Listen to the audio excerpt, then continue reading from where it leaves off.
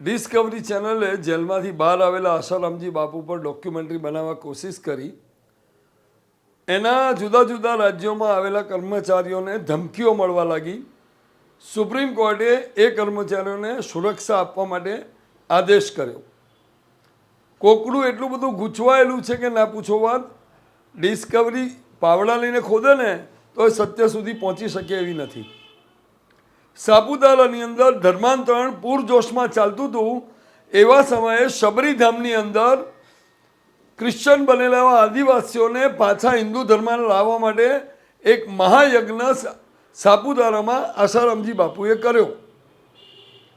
એના પછી એમના આશ્રમની યુવતી એમની પર આક્ષેપ, એમને જેલ. અમૃત પ્રજાપતિ એવું બોલ્યા કે બાપુએ યુવાન રહેવા માટે બાળકનો બલિ ચડાવ્યો. બધું જે કંઈ પણ બન્યું એ ઘટના પછી બન્યું.